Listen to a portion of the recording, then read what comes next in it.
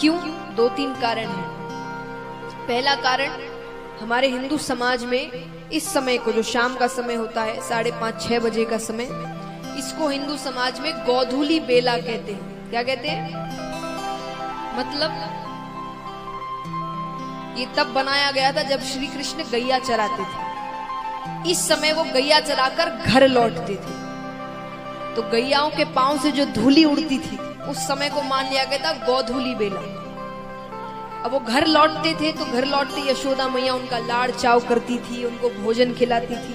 हम भी आरती करते जब शाम की, भगवान को भोग लगाते हैं, तो इस समय माना जाता है कि भगवान जो घर में लड्डू गोपाल को रखते हैं कि भगवान घर लौट रहे हैं काम से अपने, तो घर लौटेंगे तो आपका काम है आप उनका लाड़ चाव करें, उनको भोग लगाएं।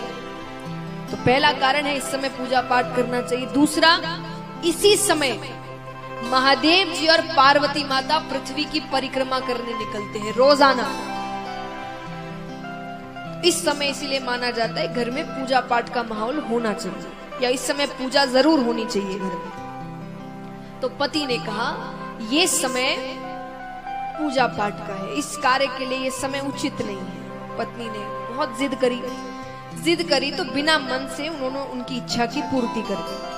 स्नान करके फिर से पूजा पाठ में लग जाते हैं। पत्नी ने सोचा, पति नाराज हो गए, वो जाकर कहती है कि आप नाराज क्यों हो रहे? मैंने जो किया आपके लिए किया, आपके संतान होगी, आपका वंश आगे बढ़ेगा, आप जैसा तेजस्वी पुत्र होगा आपके।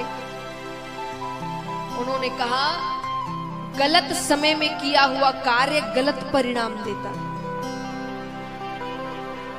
देखिए, जो भगवान की बातों को सच मानते हैं, कई बार ऐसा होता है बच्चे कुछ ऐसी हरकतें करते हैं जो हमें समझ ही नहीं आती, कि हमने ऐसे संस्कार दिए नहीं, घर में ऐसा माहौल नहीं है, फिर भी उनमें कुछ गलत आदतें लग जाती हैं। उस समय का होता है। इस समय उन्होंने कहा कि हमने गलत समय में कार्य किया है तो उसका गलत परिणाम हमें मिलेगा। कैसा परिणाम?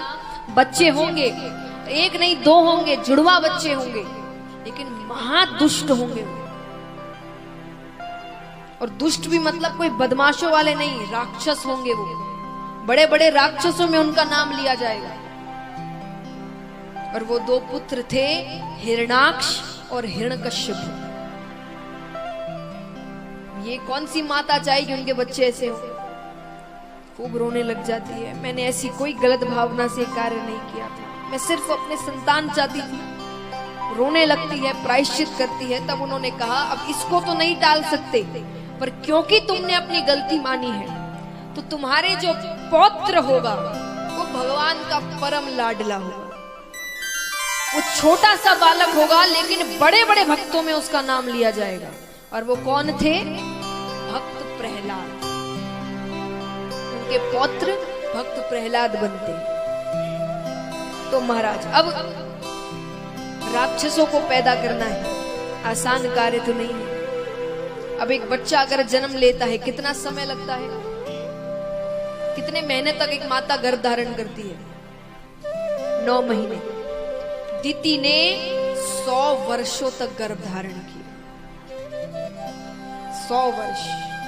100 वर्षों बाद 2 विचित्र पुत्र पैदा होते हैं। विचित्र कैसे? अस्त्र शस्त्र लिए पैदा होते हैं, और पैदा होते ही विशाल रूप को धारण कर जाते हैं, राक्षसों का रूप ले लेते हैं।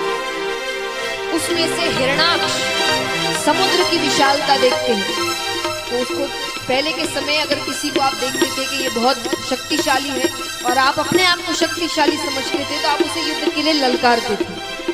अगर वो हार गया तो उसका पूरा राज्य आपका, आप हार गए तो आपका राज्य उनका। तो समुद्र की विशालता देखकर वो समुद्र को ललकारते हैं, या तो ये मेरा होगा या मुझसे युद्ध करो। समुद्र ने कहा मुझसे युद्ध मत करो, मेरे तल पर पृथ्वी रखी है, उसको लेने कोई आएगा, उससे युद्ध करें। समुद्र को पता था उसे लेने भगवान आए।